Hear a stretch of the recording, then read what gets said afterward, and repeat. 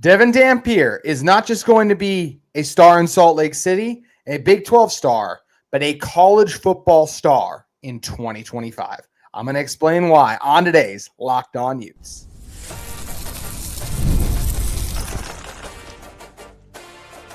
You are Locked On Utes, your daily podcast on the Utah Utes. Part of the Locked On Podcast Network, your team every day.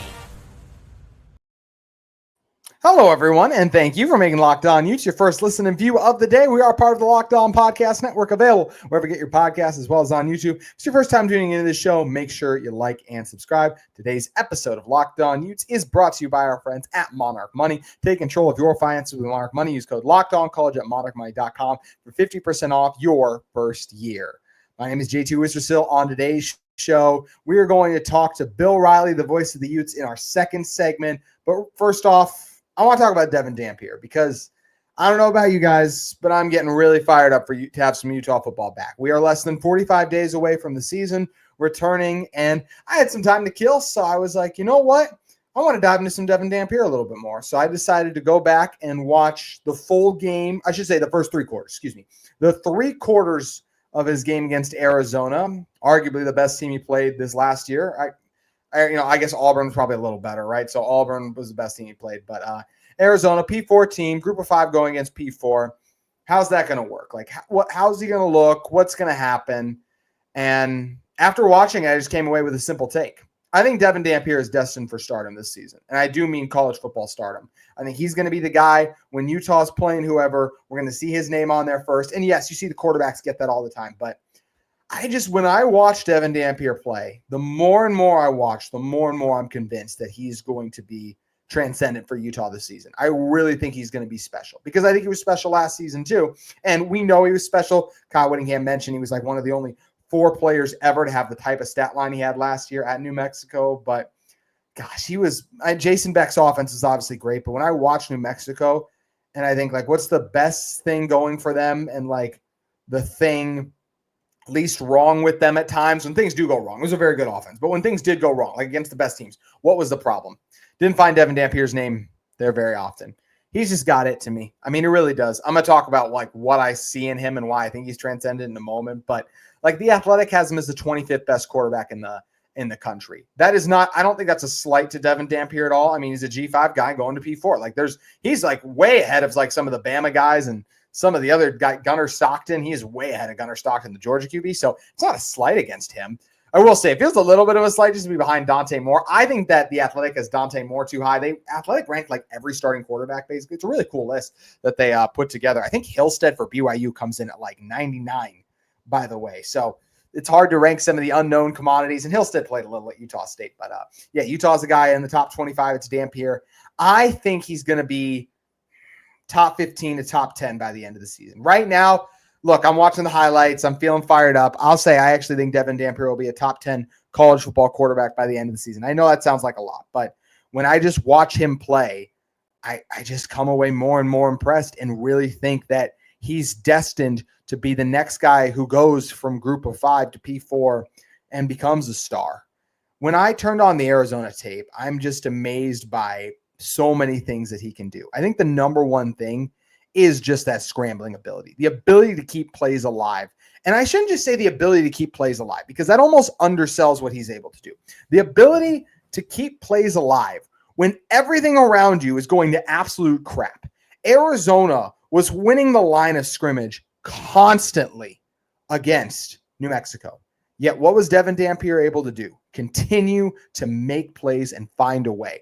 He made so many accurate throws on the move, under pressure, with guys in his face. He made so many great decisions. And yes, he made some bad ones. Like he had his first interception is brutal. Like he should have just ran out of bounds. He tries to stay in and just make stuff happen for too long. And he throws a bad pick down the field. His second interception hits his receiver in the chest and it bounces right off of him into the dude's other arm. And he almost had another turnover if it wasn't for being ruled a pass, but that wasn't on him either because the guy grabbed his face mask. So he is just genuinely a transcendent. He has a chance to be a transcendent guy at Utah, and I really think by the end of the season we'll end up talking about him that way. As I said, like if you think I'm just sound crazy right now, like just watch the Arizona game, especially like if you got the time, all the 3 quarters I did, because by the time it got to the end, it wasn't even a game anymore. But so that's why I just did the 3 quarters. But I mean, he was just miraculous too, right? The way he moves and his decision making at times, as I mentioned too, of just like, ooh, there's open grass, I'm going to take it off and run, or hey, in this spot, like I'm going to pump fake and they're going to leave their feet or they're going to bite on it and retreat, and I'm going to run forward and get a few more of those extra yards too. He really reads the option game well too, right? Just, I mean, as I mentioned too, just that ability to buy time, comfortable in the pocket, so quick, so tough to bring down to. Before the bad pick, like I mentioned, he just made so many plays to keep his team in the game. So many incredible throws where he's given his receivers chances. And it's not like the separation's crazy. Like guys are open, but you got to make a good throw. And he routinely does that. The one thing, like this was the first half stat line for Dampier. And I think this was right before the bad interception, I will say. So you can add the interception in there too, which is part of it, right? But this was his first half with a G5 supporting cast against a P4 team. And a talented P4 teams too, like some talented pieces, right? Noah Fafita and Terrell McMillan were really good players in college football. This was Dampier's first half stat line. 15 of 22, 190 yards passing, 2 touchdowns, 8 carries, 73 yards, 1 touchdown. That's pretty remarkable. Like he clearly belonged out there and was making so many remarkable plays. And the thing too, once again, like his offensive line was getting worked. He had almost no run game at his disposal, and his receivers were usually covered. Like very rarely did I watch a play of what New Mexico was trying to do offensively and come away thinking, you know what? That's Devin Dampier right there. Like he's got to be better. Like more times than not, it was Dampier doing his job. Someone else isn't. Also just love Jason Beck's offense. I love the way he uses motion and just the creativity he'll do things like he bunches everyone up. He'll have one receiver to the left. He'll motion that receiver in, and then that receiver will run like a shallow crosser. And then instead of just like, it looks like a run play, right? But instead of running it, he has like the tight end or one of the other running backs just leak out. And because you have that shallow cross, that the safety's eyes kind of go to that and they just drift over a little bit. And that little hesitation is all you need to get a guy open for a touchdown. And that's what Utah was able to score. Or excuse me, so New Mexico was able to score, but it's how Utah is going to be able to score some touchdowns. I love the creativity. I love the use of motion. That's something that Utah just didn't use enough of last season, in my opinion. And you can just do so much with it to manipulate a defense. But once again, I just really think Devin Dampier, he's got it. I genuinely believe he's got the it factor, the athleticism. I think overall his accuracy is pretty good too. Yes, I know he threw 12 picks last year, but he made so many impressive throws. That's where like stats are part of the story, but you have to dive in deeper and be like, okay, how was the supporting cast? And, you know, some of the teams he went against, like how did he perform in those big games? We've talked about a lot on this show that he actually performed pretty well against his P4 competition on the season. Dampier, of course, last year, 2,768 yards, 12 touchdowns, but he also had 19 rushing touchdowns. So you could say 12 touchdowns, 12 interceptions, but that doesn't tell the full story. Also, he had 1,000 yards, but, you know, sometimes they count quarterback sacks, and I guess he only had 4 sacks. So I shouldn't say that too much. But his QBR was 70, which is 33rd in the country last season. I just think it's only going to get better. It's only going up. He started the season with 4 games in a row over 100 yards rushing. Yes, against G5 competition, but just still remarkable. And as I said, too, like against Arizona, he was ended the season with 4 games in a row, 200 yards rushing. And even against the game like Auburn, he had 130 yards rushing, right? Again, or that's the Arizona game. Against Auburn, he had 31, 130 against Arizona. Like I really think Devin Dampier's got it. Can he just pick you apart constantly from the pocket? No. But he can make some really dang accurate throws from the pocket at all 3 levels of the field. And he's most dangerous on the move, on the go. I feel like he's going to have a great season with Utah. Another year with Jason Beck for him too. Their connection, him playing behind a really good offensive line.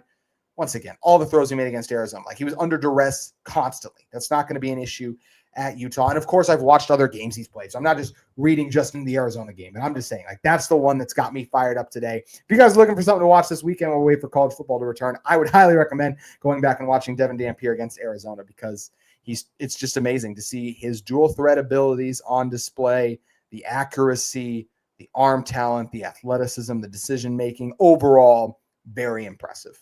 And I'm not the only one who was impressed with Devin Dampier. The voice of the Utes, Bill Riley, was kind enough to join me at Big 12 Media Days to discuss a wide range of topics. So we are going to be joined by Bill Riley coming up after the break. Today's episode of Locked On Utes is brought to you by our friends at Monarch Money. I don't know about all of you, but I just find it so difficult to manage my money with so many streaming services, going out to eat always there as well. Like there's just so much going on in our everyday lives, right? Like, and did you just ever wish that managing your money felt easier? With Monarch Money, it truly can. Whether you're growing your savings or planning a big purchase, Monarch puts you in the driver's seat. It's like having your own personal CFO, giving you full visibility and control over your finances. Monarch Money is more than a budgeting app. It's a complete financial command center. You can track all of your accounts, investments, and spending in one place. So in addition to managing your money, you're also budgeting your wealth.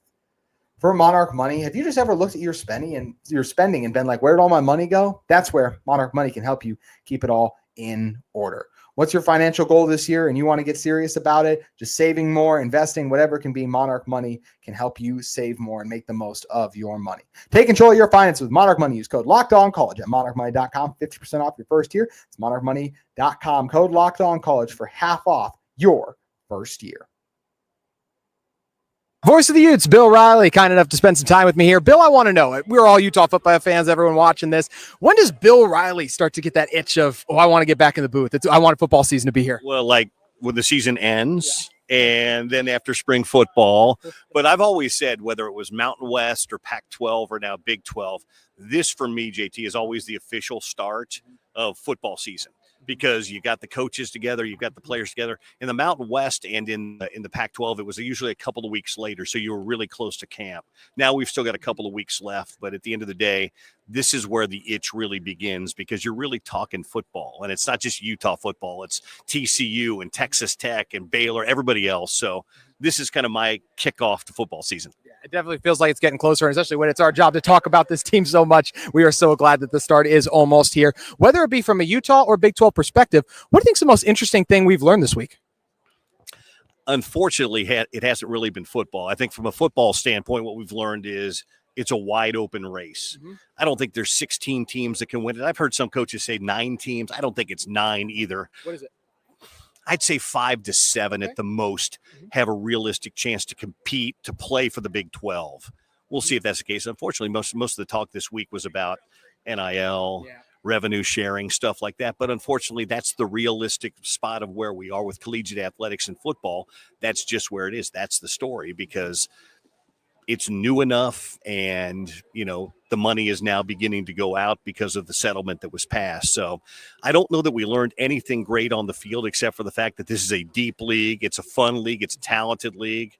But unfortunately, the overriding storyline, I think, was NIL and revenue share. Yeah, it definitely feels like that's the case. You've gotten to be with this Utah football team, of course, called the spring game. What do you think about this team so far? Do you think they're ready to bounce back? Yeah, I do. To be fair, they were really good last year in most places. Unfortunately, the injury at quarterback to Cam Rising really, really hurt things. So I don't think that they were far off a year ago. There were other injuries as the year went along, but Cam's early really sidelined things. So I think the addition and kind of the shot in the arm with the new energy and enthusiasm on the offensive side, Jason Beck's offense, new running backs coach Mark Atuwaya, new wide receiver coach Micah Simon, but Devin Dampier being added to this offense. Obviously, you've got to keep him healthy. And if you can keep him healthy, you're going to be in really good shape. I think it's going to be a bounce-back year because I don't think they were far off last year if they stay healthy. Is he the new addition you're most excited to call and see him in action? Yeah, he is. I mean, it's the most important position on the field. And to be fair, watching him in spring football, he's a dynamic athlete with really good football skills. So I would say that if we take him away, the guy I'm most excited to see play this year, probably Smith Snowden, just simply because of he's best inside. We saw him play inside and outside last year. He's going to move as long as they've got that answer on the outside next to Scooby Davis. He's going to be back in the slot where he's elite. But then Kyle Whittingham kind of hinted at something at Pac-12 Media Day today saying we might see Smith play a little offense this year. And I think it might be kind of a Sione Vaki situation. Remember how good Vaki was because he was an elite athlete with speed and quickness.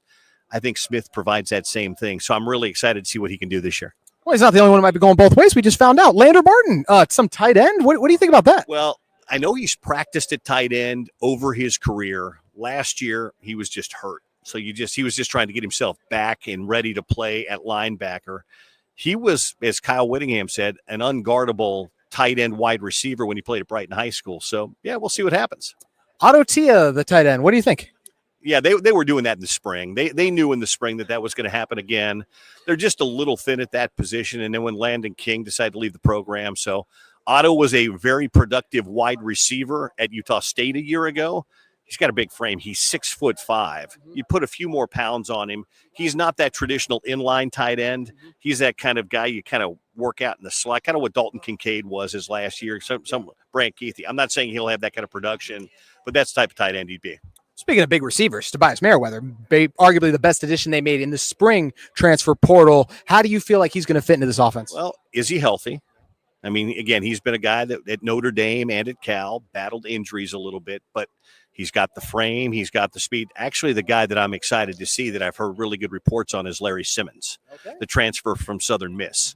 I've heard really good things in some of the off-season workouts that he's done. So Simmons, I'm really interested to see the whole room. One guy that we didn't talk a lot about in the spring because he was a little dinged up and didn't participate, but he knows the offense, is Ryan Davis.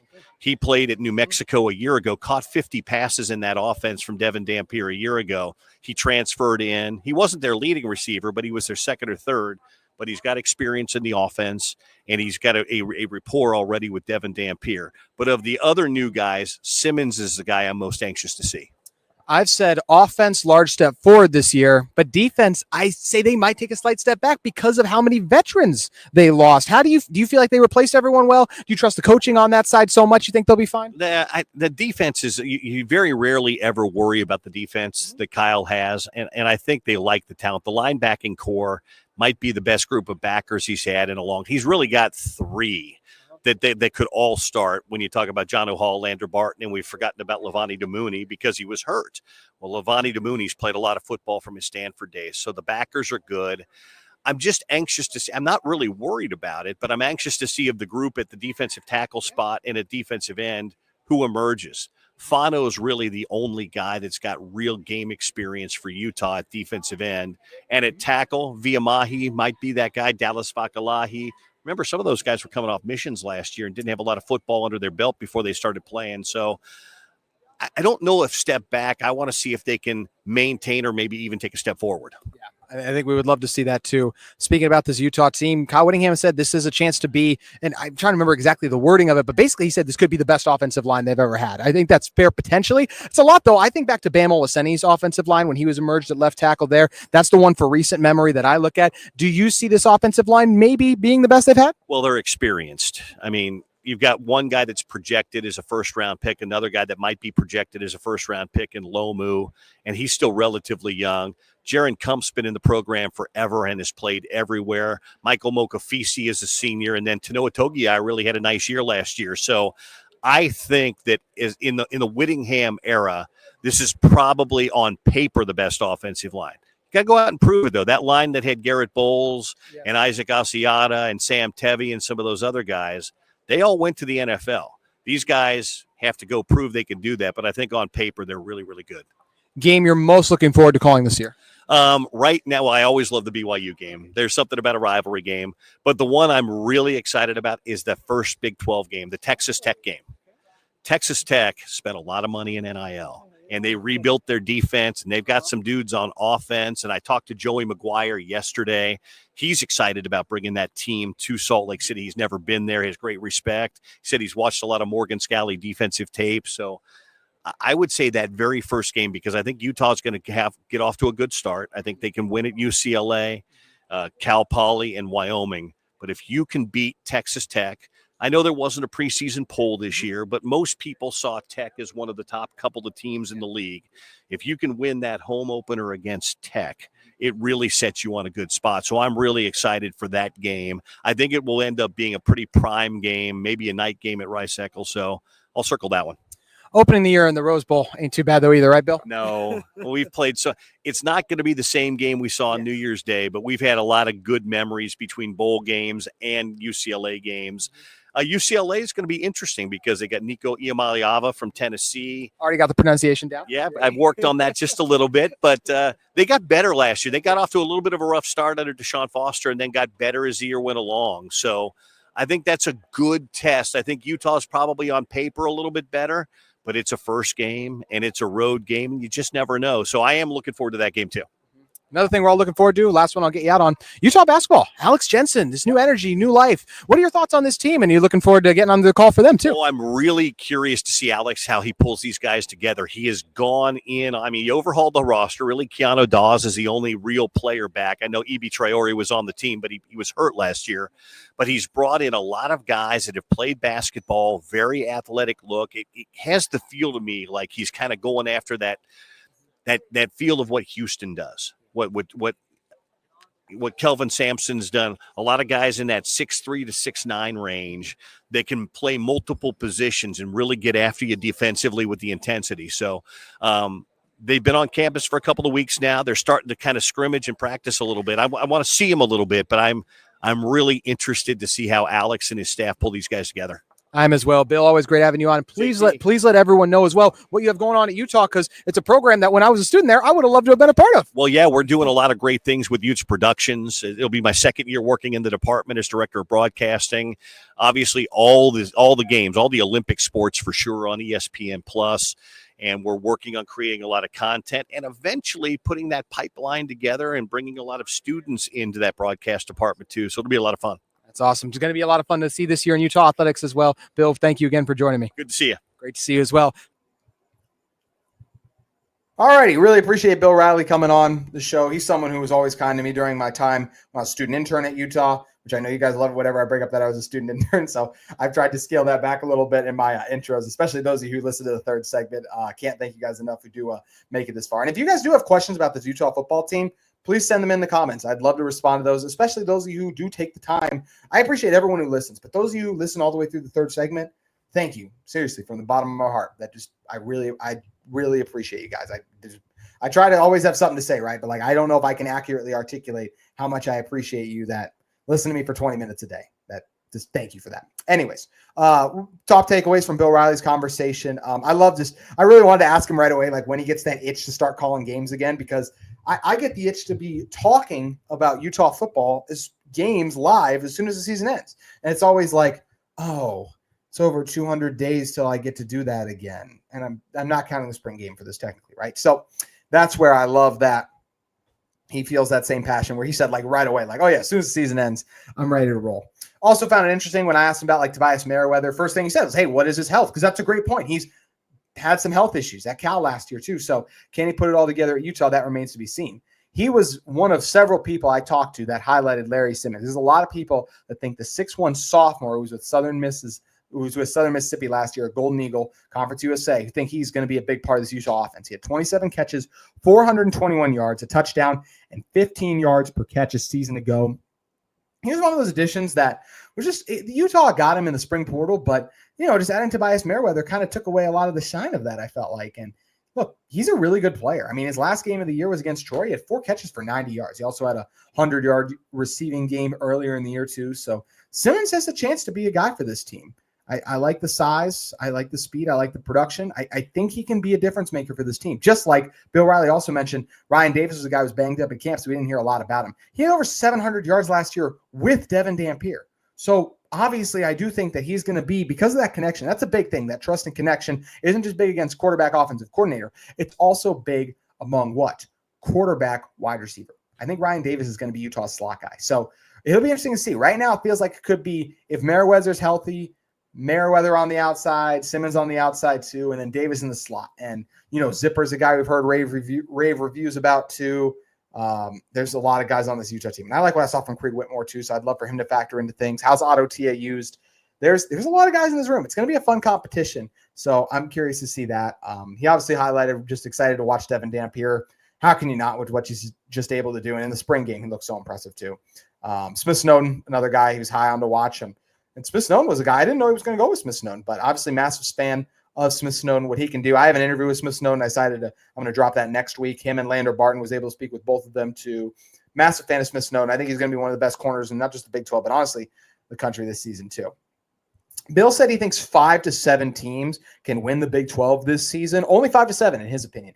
I think I'd go a little bit more than that just off the top of my head. right now as we sit here. And it's hard too, because like ASU did what they did last year. Obviously, no one would have picked them to win it, but just like in a normal year, off the top of my head, I'm obviously going Utah. I am going to go with, after that, Arizona State, Texas Tech, Baylor, Iowa State. The clear 5 to me I like right away. Let me look at my Big 12 preseason media poll. Oh, I definitely think Kansas State can. I do think the Jayhawks can. TCU's close. I think I'm at 10. Like I said, I still see a world where BYU can. I'm not going to say that's likely, but I think there's a world. Colorado, maybe. I don't see it for anyone else right now. Prove me wrong, Houston Cougars, but like that, and that'd be the next team that I like them. I just don't see them winning it. But I don't think Bill's, like I said, I just slightly disagree with Bill for 5 to 7 teams can win it. I would go with 10, but I think you can definitely make the argument it's only 5 to 7 too. He did also talk about Otto Tia working in a lot as tight end in the spring. They just knew how thin they were there. So great that he already has that repertoire too. And it's going to be ready to roll at that tight end spot as well, right? He also just talked about what in a good place that this Utah team is in overall with, they were in a good place last year, just didn't have the quarterback play. Talked about the linebackers, the offensive line, obviously. He did a good job bringing up that Garrett Bowles offensive line too. That's one of the best we've ever seen at Utah. And we all think that Lander Barton, Demooney, and Jonathan Hall, it's going to be a special trio for Utah this season. Not even mentioning guys like Troy Reynolds who can fill in and obviously produce for this Utah team as well too.